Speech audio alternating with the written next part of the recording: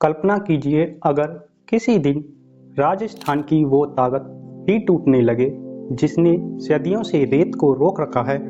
अगर वो पहाड़ जो बारिश को थामते हैं, नदियों को जन्म देते हैं और गर्म हवाओं के सामने दीवार बनकर खड़े रहते हैं, धीरे धीरे खत्म होने लगें, तो क्या राजस्थान वैसा ही रह पाएगा जैसा हम जानते हैं? आज बात सिर्फ पहाड़ों की नहीं, आज बात पानी, खेती, मौसम और आने वाली पीढ़ियों की है। क्योंकि राजस्थान की जिस अरावली पर्वतमाला को हम जीवन रेखा मानते हैं, आज वही अरावली एक कानूनी फैसले के बाद नई बहस के केंद्र में आ गई है। क्या इस फैसले से राजस्थान में रेगिस्तान और तेजी से फैल सकता है? क्या मानसून और जल संकट और गहरा हो सकता है? आज हम पूरे तथ्य और तर्क के साथ इसी सवाल का जवाब जानेंगे। सबसे पहले जमीन पर उतरते हैं। 20 नवंबर 2025 को सुप्रीम कोर्ट ने खनन से जुड़े एक महत्वपूर्ण केस में एक अहम टिप्पणी की। कोर्ट ने माना कि जिन इलाकों की ऊंचाई 100 मीटर से कम है, उन्हें अब पहाड़ी क्षेत्र की श्रेणी में नहीं रखा जाएगा। सीधी भाषा में समझें तो ऐसे इलाकों में खनन को लेकर कानूनी रुकावटें कम हो सकती हैं। यहीं से अरावली का नाम सामने आता है।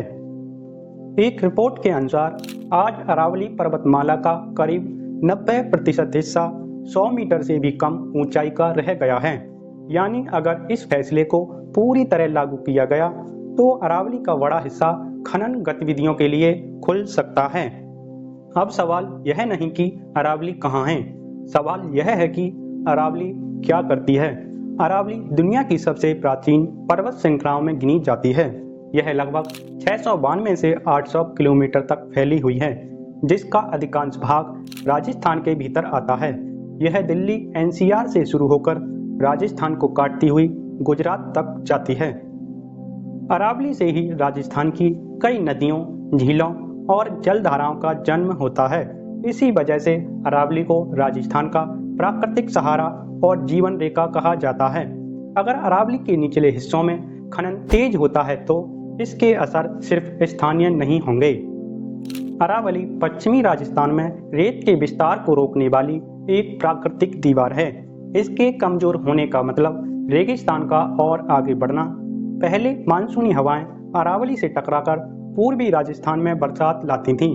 अब ऊंचाई के घटने और कटाव बढ़ने से हवाओं का रास्ता बदल रहा है। नतीजा कहीं सूखा, कहीं अचानक बाढ़।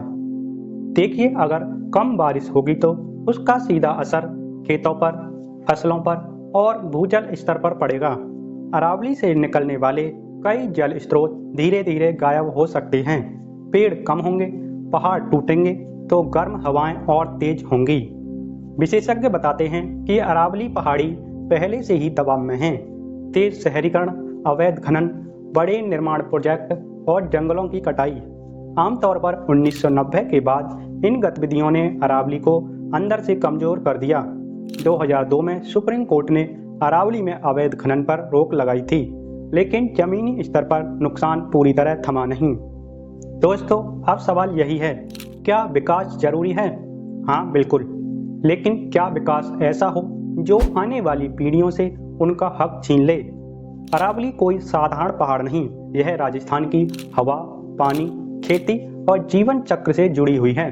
अगर यह प्राकृतिक ढाल टूटी तो नुकसान सिर्फ आज का नहीं होगा, भविष्य भी इसकी कीमत चुकाएगा।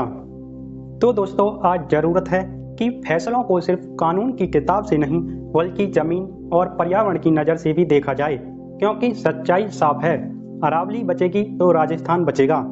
तो दोस्तों, आपकी इस मुद्दे पर क्या राय है? कमेंट में जरूर साझा करें और कमेंट में #SaveAravali लिखना बिल्कुल भी न भूलें। राम राम।